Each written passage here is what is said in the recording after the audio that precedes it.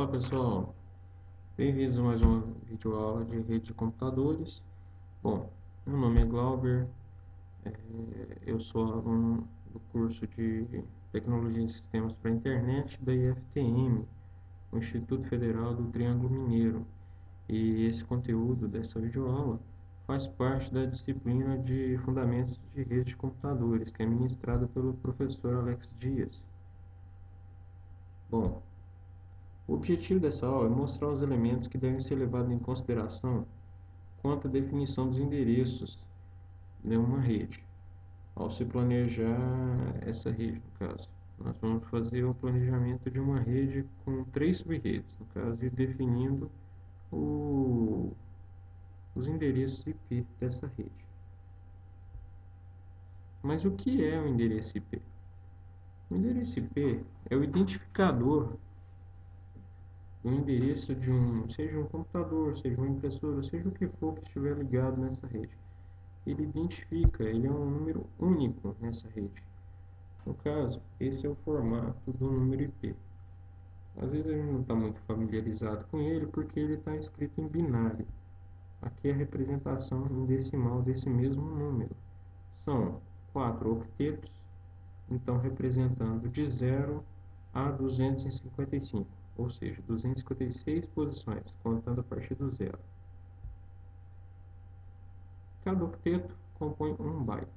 Então nós temos aqui, no caso são 8 bits em cada byte, então temos 32 bits.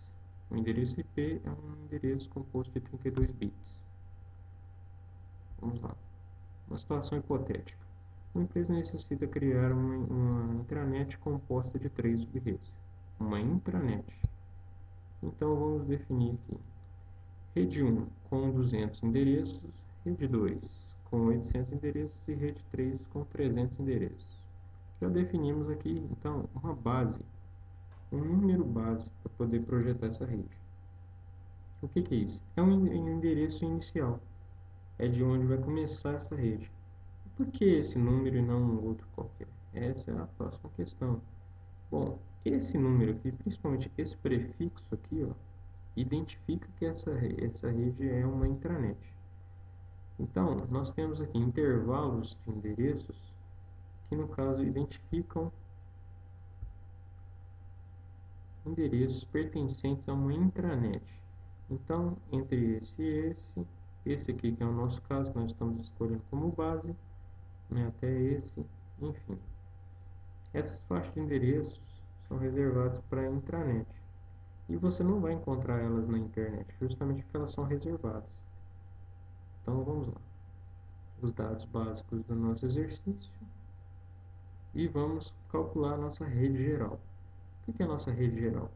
Lembrando que isso aqui não é uma rede individual. Nós vamos fazer uma rede geral que ela é subdividida em 3, no caso. Uma rede tem uma base, que nós já definimos. Nós temos que definir também a quantidade de elementos, a máscara e o brood. A quantidade de elementos não é simplesmente somar essas quantidades, essa demanda de endereços aqui. Na verdade, tem parâmetros que a gente tem que obedecer para calcular isso aqui. Então, vamos conseguir chegar a essa quantidade aqui agora. Vamos lá, nossa rede geral. Como é que se dá uma subdivisão de uma rede geral? Ela sempre se divide em partes iguais e sempre em duas partes. Ela não vai se dividir em 3, como está aqui. Você não vai conseguir dividir uma rede geral em 3 partes diretamente. O que nós temos que fazer? Dividir em duas e uma dessas partes subdividir em duas partes também iguais. Então vamos lá. Como é que nós vamos fazer essa divisão aqui? Podemos colocar a rede 1 aqui e ter uma outra parte que é exatamente igual a essa, tem a mesma quantidade de endereços, e depois nós podemos pegar essa parte e subdividir entre rede 2 e rede 3, que também serão iguais na quantidade de endereços. Não, mas espera aí, Glauber. Você está falando que vai pegar uma quantidade que vai dividir em partes iguais entre 2 e 3? Não, calma. Isso foi só uma suposição. Dá para fazer? Dá para fazer. Mas isso você já percebe uma coisa. Se você fizer isso, o valor que você subdividir aqui, que atender a rede 2, vai ficar um valor muito alto para a rede 3 também, não é? Pois é. Então, é dessa forma que funciona. Você divide a rede sempre em duas partes iguais e depois, se você quiser subdividir, vai ter que refazer também em duas partes iguais. Mas aí o que acontece? Nós temos que levar em consideração o seguinte: ter o menor número de desperdício possível de endereços. O exercício não pediu isso, mas nós vamos fazer também. Porque eu poderia simplesmente definir que essa rede, ela tem, vamos lá, tem 4.096 endereços na sua faixa total de endereços. O que acontece? De 4.096 ela subdivide em duas de 2.048. Então a rede 1 ficaria com 2.048 e essa outra que vai ser subdividida também, que se dividiria novamente em 1.024 e 1.024. Atende essa rede a esse exercício? Atende. Mas é o melhor que se poderia fazer? É a subdivisão que menos desperdiça em endereços? Não, não é. Então, o que nós vamos fazer? Nós vamos pegar essa rede 2 e vamos colocar ela aqui, já que ela tem uma grande quantidade de endereços. Então, o que acontece? Eu posso colocar aqui 1024.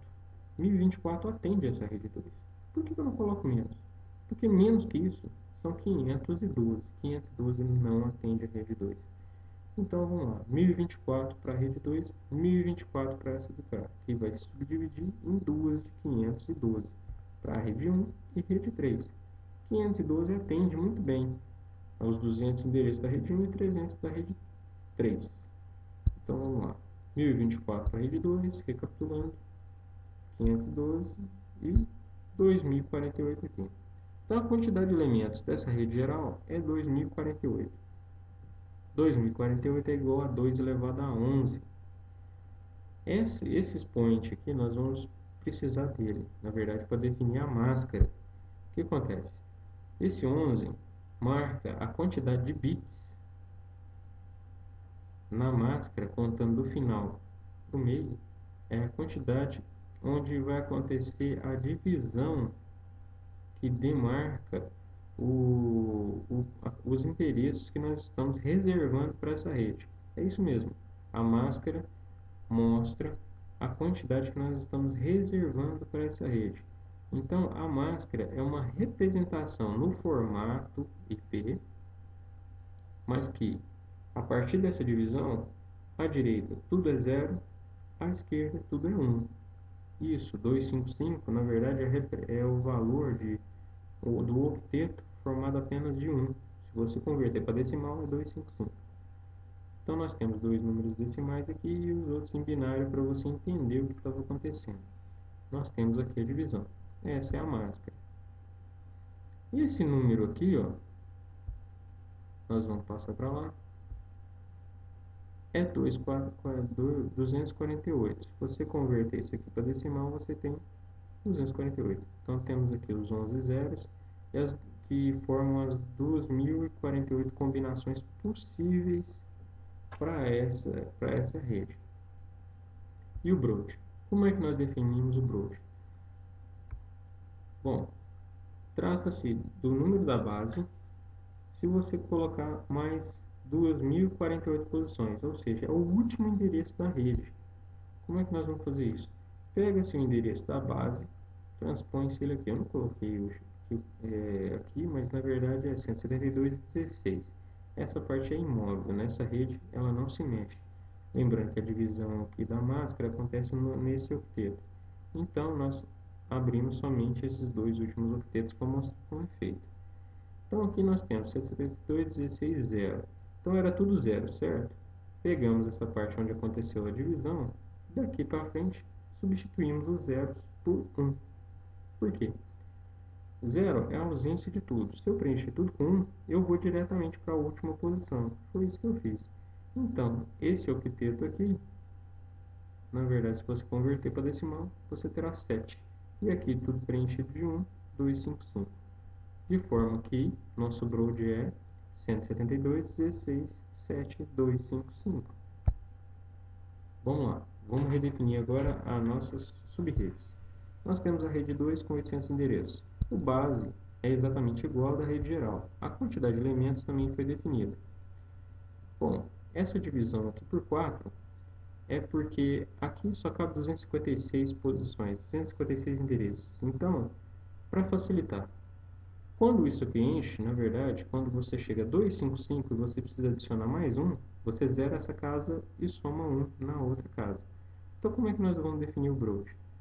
Nesse aqui, no caso, não é o broad final, hein, gente? Eu só estou começando. Você tem 4 vezes para adicionar aqui, casa cheia.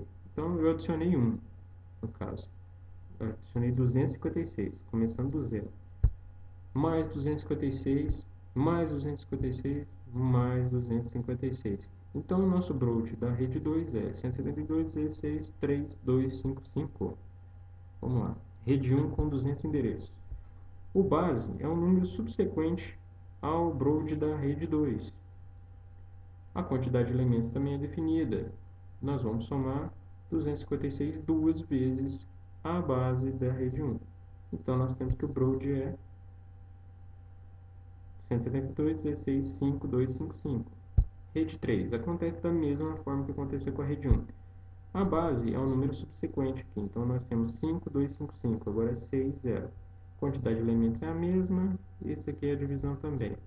O broad acontece a mesma coisa. Então, nós vamos lá, somamos 256, depois 256 novamente. Então, temos que o broad dessa rede é 172.16.7.255. Bom, esse foi o exercício, pessoal. Foi um pouco rápido, né? Na verdade, não tinha muita coisa que fazer e essa não é a única forma de se fazer o exercício e também não explora todo o conteúdo de endereçamento IP. Na verdade, dadas as condições do exercício, a resolução se dá dessa forma. Essa é uma das formas de resolver.